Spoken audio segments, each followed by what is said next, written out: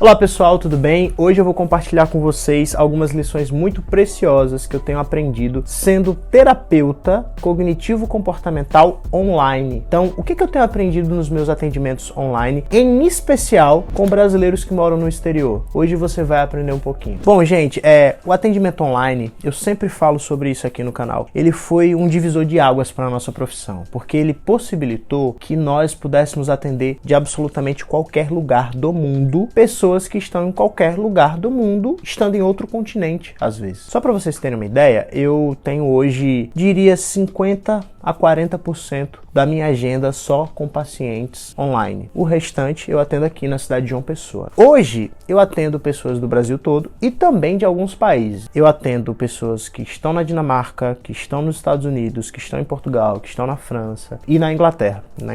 Todos brasileiros, claro, né? Eu não atendo nativos desses países, mas brasileiros morando lá. E uma coisa que eu tenho observado é que esses atendimentos têm gerado muito conteúdo rico e eu decidi trazer aqui para o canal. Então eu vou falar algumas características de pessoas que moram fora e dizer para você que talvez pense em morar fora do Brasil um dia, ou para você que já morou fora e talvez vai se identificar, ou para você que não mora fora, mas que atende pessoas fora do Brasil também. Então vamos lá. A primeira coisa que eu queria compartilhar com vocês é o seguinte: muitas pessoas, quando vão para países desenvolvidos, elas acham de maneira muito equivocada que elas estão se livrando totalmente do Brasil e que elas vão ter uma vida muito fácil. E a primeira coisa que eu percebo é que mesmo que elas consigam sair do Brasil com o emprego certo num país desenvolvido, elas lidam com muitas dificuldades que elas não esperavam.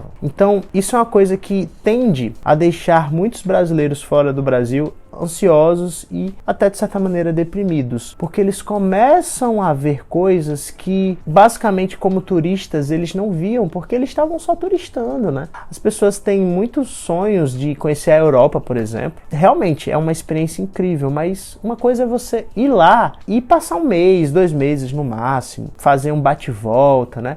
Outra coisa é você lidar com os problemas daquele país. Então esse é o primeiro ponto, né? Muitas pessoas elas acabam ficando deprimidas ou muito ansiosas porque elas não calcularam exatamente os problemas que elas iam ter que enfrentar se inserindo numa nova cultura que muitas vezes é bem distante da cultura original dela, a cultura brasileira. E aí tem a dificuldade mais óbvia, né, que é uma dificuldade linguística, muitas vezes quando você vai para um país que não fala português, né? Mas também tem algumas dificuldades que não diz respeito apenas ao idioma, mas a questão cultural em si.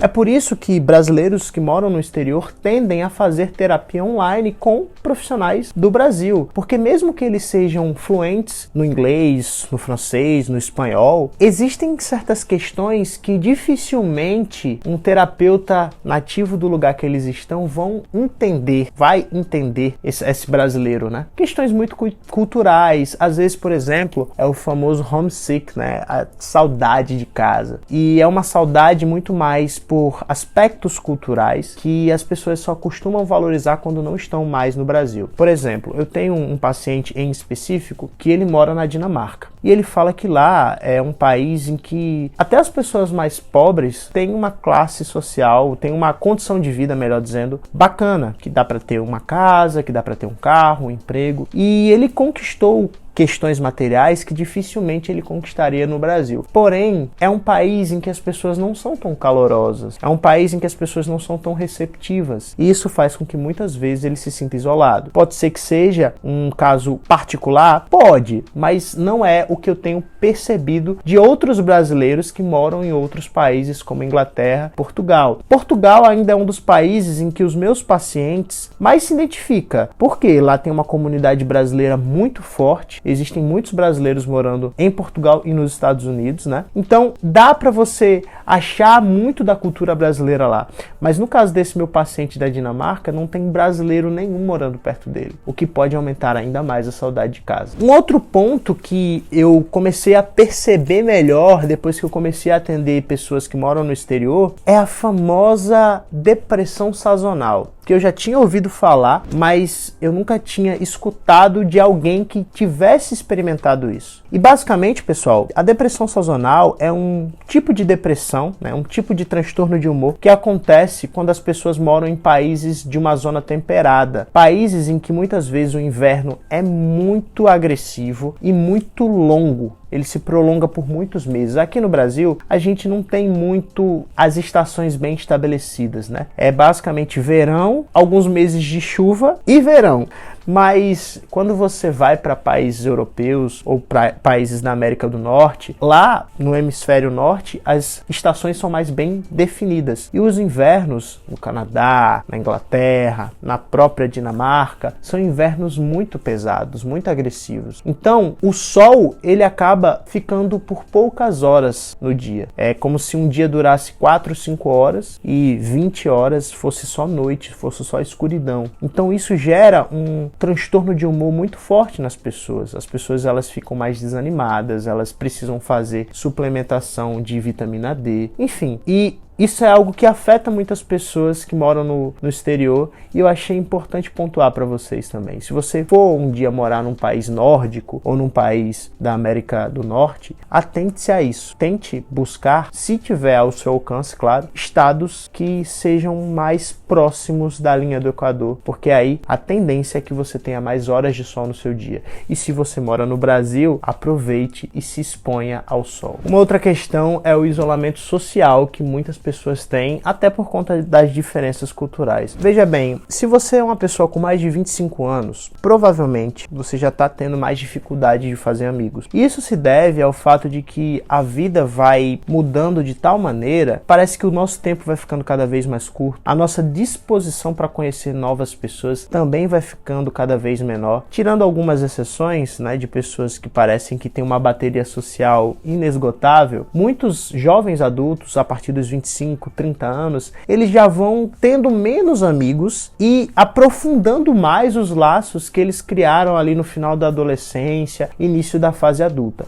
Então, mesmo que você permaneça no seu país, é difícil fazer novas amizades depois de uma certa idade. Agora imagine você ter que começar do zero o teu ciclo social num país diferente do teu, em que as pessoas, elas basicamente já criaram todas as suas conexões, elas já consumiram todo tipo de conteúdo que fez com que elas criassem piadas internas, memes e tal, e você chega naquele país, naquela sociedade meio que de paraquedas, totalmente deslocado. Isso é uma coisa que gera muito isolamento social para pessoas que vão para países que são muito diferentes do Brasil. Por quê? Porque se você vai para os Estados Unidos, para Portugal, que geralmente são os países em que a maioria dos brasileiros migram, você ainda vai ter muito contato com a cultura brasileira e a gente consome muito material dos Estados Unidos, né? A cultura cinematográfica de Hollywood nos influencia muito, a gente consome muitas séries e filmes, então a gente ainda consegue se conectar melhor com a cultura local. Mas imagina você, um brasileiro que vai morar em Singapura, que vai morar no Japão. Às vezes é mais difícil você conseguir dar match com as pessoas daquela sociedade. Então isso é uma coisa muito importante também. Gente, eu acho que tá claro aqui que eu não quero desestimular você que sonha em morar fora do Brasil. Eu mesmo penso na possibilidade de um dia passar um tempo fora, né? Passar alguns anos estudando, trabalhando fora. Mas o que eu quero que você entenda é que essas questões que eu tô te trazendo, que são questões que são trazidas pelos meus pacientes que moram nesses países, muitas vezes não são ponderadas por aquela pessoa que tá pensando em sair desesperadamente do Brasil. Um outro ponto que é importante falar é a diminuição na qualidade de vida. Por quê? Porque tirando alguns casos em que a pessoa vivia uma vida muito pobre, muito escassa aqui no Brasil, e aí dificilmente ser pobre num país desenvolvido vai ser pior do que ser pobre num país que ainda está emergente como o Brasil, mas o que eu vejo é muitas pessoas que eram de classe média aqui no Brasil, beleza, não esbanjavam dinheiro, né, viviam ali no limite, mas tinham casa, tinham um carro, tinham um emprego, tinham possibilidades de, sei lá, ir num cinema, ir num barzinho no final de semana, e aí acabam tendo uma queda brusca na qualidade de vida, porque precisam se submeter a empregos de entrada, né, aos famosos subempregos em países desenvolvidos, e elas beleza, elas vão conseguir comprar, sei lá, um celular melhor, vão conseguir comprar um carro também, mas elas não vão ter, talvez, a mesma possibilidade de entretenimento que elas tinham, ou a possibilidade de permanecer na carreira que elas desenvolveram no Brasil. Então elas têm que dar alguns passos para trás para poder só depois de alguns anos colher os frutos de ter migrado. Isso é muito comum, só que muitas pessoas elas não estão dispostas a esperar 1 ou 2 anos para obter um emprego melhor, para ter novamente um certo trabalho que gere um conforto a mais. Então, não raras vezes elas acabam ficando muito deprimidas quando elas têm que se submeter a certos trabalhos que elas não estavam psicologicamente preparadas para desempenhar lá fora. Isso é um outro ponto que as pessoas têm trazido para mim com certa frequência quando eu as atendo online. E por último, mas não menos importante, é o choque cultural reverso. O que é isso? Muito se fala do choque cultural quando você está lá. Pouco se fala do choque cultural que os brasileiros têm quando eles precisam voltar, seja para visitar, seja de vez. Você acaba perdendo muito contato com as pessoas aqui, seja da sua família, seja seus amigos, e aí você passa anos fora e aí quando você volta, você parece que também não se sente mais em casa. Você parece que não é parte mais daquilo ali. Então esse é o famoso choque cultural reverso. É quando basicamente você nem se sente totalmente inserido na cultura local do país que você foi morar, mas também não se sente totalmente inserido na cultura do seu país de origem depois que você volta. E não consegue mais manter o mesmo pique, cultivar as mesmas conversas, conviver com as mesmas pessoas. Isso também é uma questão que tem aparecido no meu consultório online, né? No meu atendimento online com os meus pacientes. Agora, Pedro, você acha que de modo geral vale a pena ir para fora? Pelo que os meus pacientes dizem, vale. Apesar de todos esses contras que eu trouxe para vocês, eles dizem que a qualidade de vida, a segurança pública e a menor corrupção que países desenvolvidos têm faz com que eles muitas vezes não queiram voltar para o Brasil. Mas eu achei interessante trazer todos esses pontos para vocês, porque independente de vocês amarem o Brasil e quererem continuar aqui ou pensarem na possibilidade de ir morar fora, é importante que vocês pensem para além do segurança, não segurança, corrupção, não corrupção, comprar um iPhone ou não comprar um iPhone, sabe? Via de regra, pessoas que migram, elas têm mais poder de compra, mas é aquilo, nem tudo é só poder de compra. Espero que vocês tenham gostado desse vídeo e eu encontro vocês no próximo vídeo.